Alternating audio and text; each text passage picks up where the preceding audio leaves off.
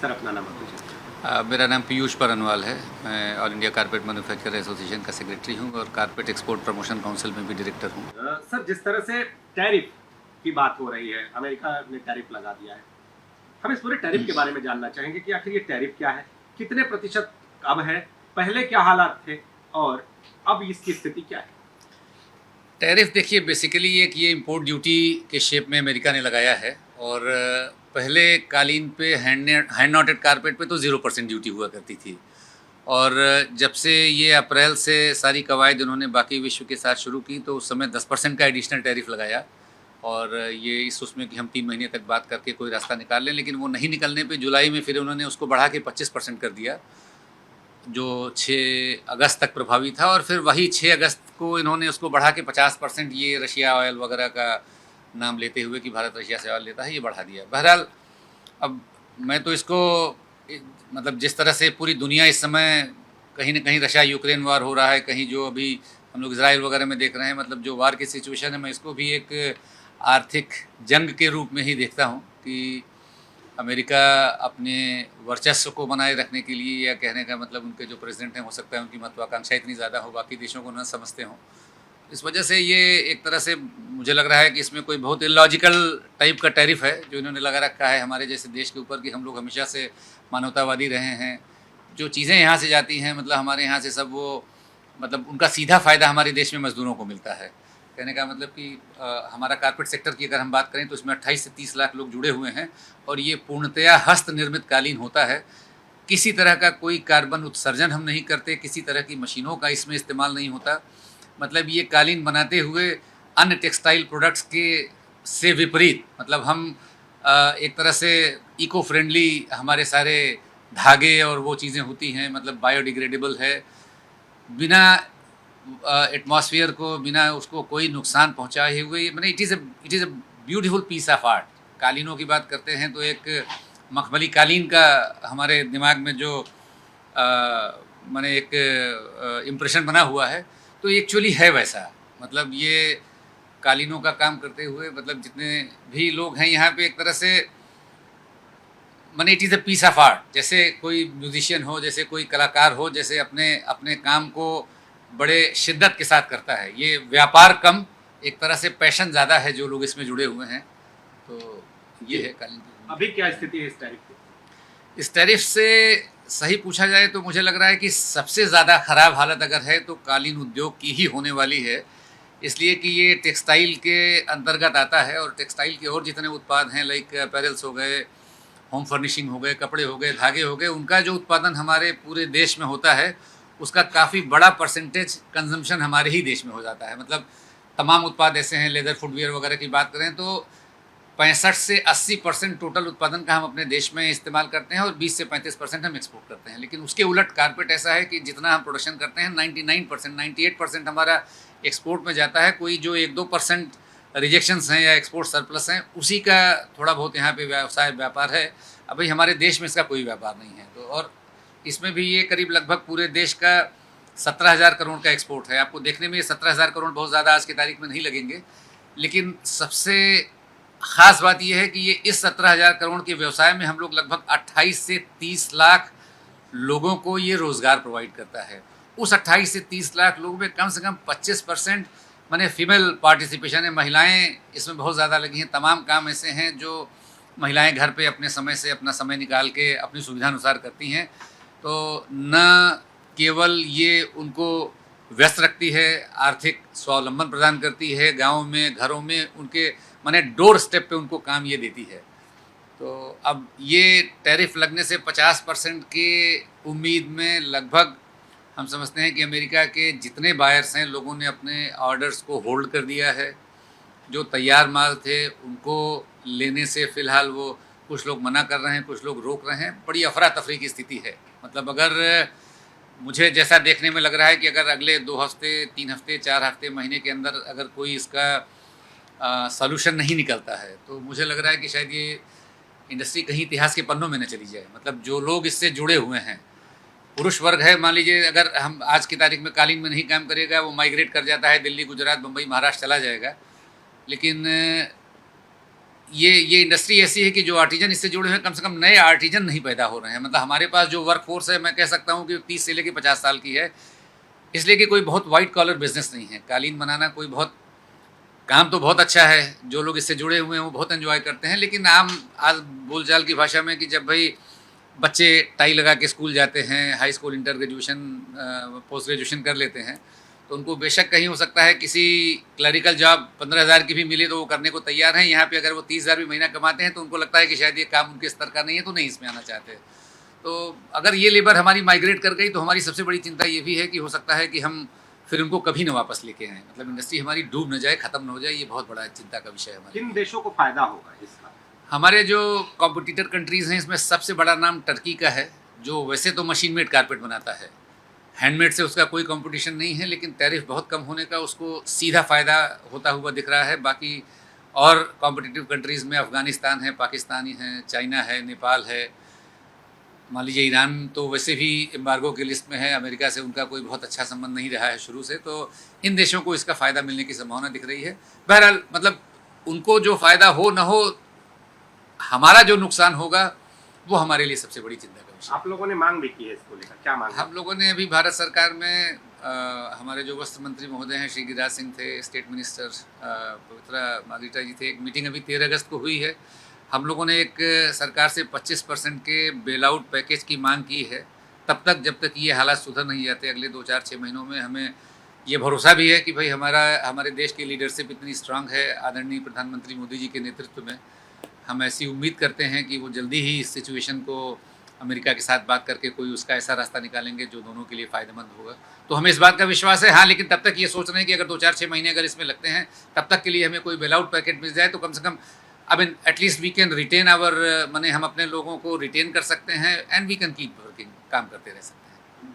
अपना नाम और परिचय बता दीजिए। मैं KS तिवारी कारपेट निर्यातक हूँ और ऑल इंडिया कारपेट मैन्युफैक्चरर में EC मेंबर हूँ। तिवारी जी, जिस तरह से टैरिफ को लेकर चर्चा गर्म है, कहा जा रहा है कि टैरिफ बढ़ रही है, क्या है ये पूरा टैरिफ के बारे में पहले हमको बता दीजिए, फिर इसके बाद ये जानना चाहेंगे कि आखिर प्रभाव कितना। देखिए, हमारे क्षेत्र में, पूरे पूर्वांचल में भदोही को पूरी दुनिया जानती है। भदोही से ही कारपेट निर्यात होता था और इसके बाद फिर पानीपत से होने लगा, जयपुर से होने लगा। आगरा हमारा बहुत पुराना कारपेट का क्षेत्र रहा है और हम यहाँ भदोही से, जहाँ तक मैं जानता हूँ, मैं 45 ईयर से मैं कारपेट व्यवसाय से जुड़ा हूँ और लोगों ने काफ़ी तरक्की की। पहले गवर्नमेंट जो है बहुत सारी सुविधाएं देती थी, जैसे 20% इंसेंटिव, 10-11% ड्राबैक, 7% लाइसेंस। अब जाकर के गवर्नमेंट की तरफ से कुछ नहीं मिल रहा है। इवन कि इनकम टैक्स में छूट था 100%, पिछले कुछ सालों से 30% हो गया है, तो निर्यातक इनकम टैक्स भी दे रहा है।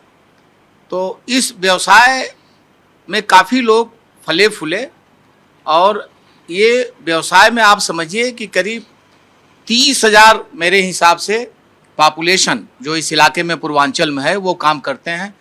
इसमें लेडीज़ भी हैं और जेंट्स भी हैं, कारीगर हैं। हमारे कारपेट उद्योग 30 सेक्टर से होकर के गुजरता है, तब ये गलीचा तैयार होता है। उसमें 8 महीने से 10 महीने तक समय लगता है। अब ये टैरिफ जो लग गया, ये इस कारपेट उद्योग का सबसे खराब समय है। जुलाई इन्होंने अप्रैल में 10%, फिर जुलाई में 25%, अब ये 27 अगस्त से 50% कर दिया है। और हमारे पूरे निर्यात का 60% से 65% अमेरिका को, USA को निर्यात होता है और बाकी जगह में बहुत सारे देश हैं, जैसे साउथ अफ्रीका है, कनाडा है, न्यूजीलैंड है, ऑस्ट्रेलिया है, आपका यूरोप के सारे देश हैं। लेकिन 60% 65% जो मेजर एक्सपोर्ट है वो अमेरिका को है। तो उससे उद्योग बहुत प्रभावित हो रहा है। लोग अपने कंपनियों में आदमी को छांट रहे हैं, ऑर्डर नहीं दे रहे हैं, प्लस जो माल तैयार है वो रुक रहा है, या तो बायर रोक रहा है या तो वो टैरिफ नहीं दे पाएंगे इसलिए रुक रहा है। कितना माल डंप हुआ है, अगर बात करें तो कितना माल डंप करना पड़ा? ये बताना बड़ा मुश्किल है, लेकिन ये आप जानिए कि 2000 करोड़ से आसपास 2-3 हजार करोड़ के आसपास माल डंप हो गया है। पूरी इंडस्ट्री में त्राईमान बची है। और इसमें सरकार से अपेक्षा, हमारे सीपीसी के डायरेक्टर्स वगैरह की मीटिंग अभी दिल्ली में थी, माननीय टेक्सटाइल मिनिस्टर जी से, माननीय योगी जी से भी मीटिंग की प्लान चल रही है। तो अगर गवर्नमेंट को सब्सिडी देती है, जैसे कुछ बेल आउट उन्होंने दिया है कि भाई हमको 25% दीजिए, तो शायद इंडस्ट्री सर्वाइव कर जाए। वो सर्वाइव करने के लिए हमारे उद्योग के जो कुछ लोग हैं सीपीसी वगैरह में, तो उद्योग के सर्वाइव करने के लिए डिमांड किया है उन्होंने कि 20-25% आप दे दीजिए, इनकम टैक्स फ्री कर दीजिए। इवन कि जहाँ पहले फ्री था आप 30% लगता है, तो हम सर्वाइव करके अपने वीवर्स को रोक सकते हैं, अपने कारीगर को रोक सकते हैं, क्योंकि ये कोई मशीन मेड नहीं है, टोटल हैंडमेड के कारपेट बनते हैं। छटनी भी करनी पड़ रही है जहाँ पे 10 लोगों से काम चला अब आप समझिए कि जिस कंपनियों में 400 लोग काम करते थे, अब कंपनी मालिक उनकी तनख्वाह कैसे, वेजेस कैसे देगा, तनख्वाह कैसे देगा, इसलिए उनको मजबूरन छटनी करना पड़ेगा, या कर रहे हैं, शुरू कर दिया उन्होंने। रुक गया है, ठीक है, कितना भी 2000 करोड़ कमा लिया। अगल बगल जो जिले हैं सब इसी में जुटे हैं। और ये बताओ कि हम लोग इतिहास भूगोल छोड़ दीजिए, आप अपने बारे में बताइए। इतिहास भूगोल हम भैया से पूछ लीजिए। रोल नाम अपना बताइए। विजय कुमार यादव। तेज सामने जोर से बोलिए। विजय कुमार यादव। विजय जी क्या करते हैं आप? यहाँ मजदूरी काम करते हैं, गलीचे के फिनिशिंग तैयारी के लिए सब कुछ। पहले क्या स्थिति थी व्यवसाय की, इन दिनों क्या चल रहा है? पहले हमको हो गया 30 साल काम करते, मैंने पहले स्थिति नहीं थी, इतना हवा नहीं था कि इस समय जो टैरिफ के बारे में सुन रहे हैं, हर कंपनी के आदमी लोग मजदूर लोग की छटाई कर रहे हैं। हमारा तीसरा पीढ़ी है गलीचा का। हमारे बाबा थे, पिताजी थे, हम भी हैं इसी में। तो क्या चिंता है? भाई काम करने के लिए, परिवार जियाने खियाने के लिए चिंता जरूर है। मजदूरी करने वाले हर आदमी परेशान है। तो अब क्या मांग है सरकार से? सरकार जो टैरिफ कर रही है इसको बंद करिए, थोड़ा ध्यान काम के बारे में। हम लोग तो यही चाहेगा भाई मजदूरी करे, परिवार जिए खियाए, काम करे।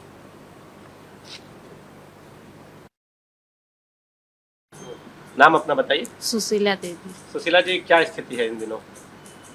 माल नहीं बिक रहा है।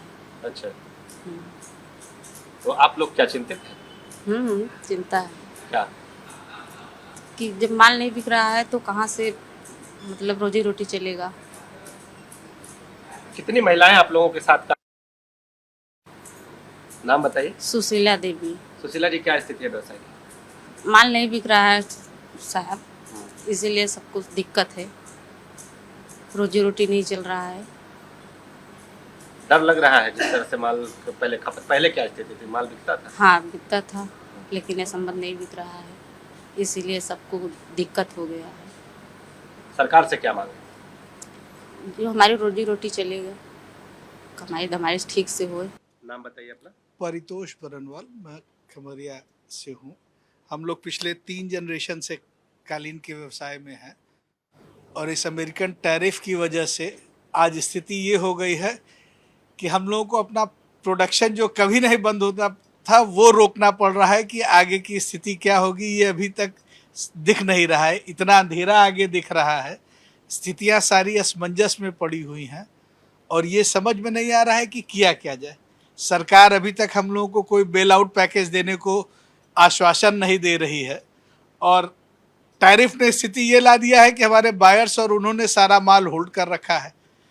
भाई हम लोग यहाँ पे एक लेबर इंटेंसिव इंडस्ट्री में है, जिसमें कि हम काम कर रहे हैं, तो हमको हमारे वर्कर्स को पेमेंट्स और वो सारी चीज़ें रेगुलरली रोज़ का रोज़ जो एक वो है उसमें करना पड़ेगा। और जो स्थिति हो गई है कि इतना माल डंप होने की वजह से हम लोग और अमेरिकन इंपोर्टर्स द्वारा मालों को होल्ड कर देने की वजह से स्थिति बहुत ही गंभीर हो गई है। सर, पहले भी चाइना ने कई बार अगर कहे कि आप लोगों के बिजनेस को कहीं ना कहीं एक ध्वस्त करना चाहा, उससे क्या उस समय से भी ज्यादा इस समय दिक्कत है? इस समय उससे भी ज़्यादा दिक्कत है, क्योंकि उस वक्त गवर्नमेंट, हम लोगों की भारत सरकार हमेशा व्यवसायियों के सपोर्ट में खड़ी होती थी। एक समय ये था, हमारे पिताजी लोग बताते हैं कि जब मतलब बाबू जगजीवन राम जी के समय में 20% का एक्सपोर्ट्स पे कैश इंसेंटिव मिलता था प्रोत्साहन के रूप में कि एक्सपोर्ट को बढ़ाया जाए। उसके बाद की सरकारों में ड्रॉबैक और इंपोर्ट लाइसेंस वगैरह मिला करते थे, और आज की स्थिति ये है कि सरकार हर चीज़ बंद कर दी है। कहने को ड्रॉबैक के रूप में 1-2% का वो मिलता है। रोड टेप के नाम पे जो लाइसेंस 5-7% पहले मिलता था, वो 10-20 रुपये मीटर अब मिलता है। और सबसे बुरी स्थिति तो ये सरकार ने ला दी है कि पहले जैसे एक्सपोर्ट के उसमें हम लोग को एक इंटरेस्ट में सबवेंशन मिलता था बैंकों द्वारा, आज की तारीख में सब कुछ खत्म हो चुका है। बैंक्स इतने टाइट हैं कि जिसने बैंक से कर्ज लिया है या वो लिया है, 60 दिन इंटरेस्ट नहीं पे कर पाया तो अकाउंट एनपीए हो जाएगा। बैंक उनकी मॉर्गेज प्रॉपर्टीज़ को तुरंत टेक ओवर कर सकती है। तो ये सारी स्थितियों को देखते हुए अब ये लगता है कि इस तरह से काम करने से अच्छा है कि कल को कोई स्थिति ये उत्पन्न हो, उससे अच्छा है कि आज सब रोक दिया जाए।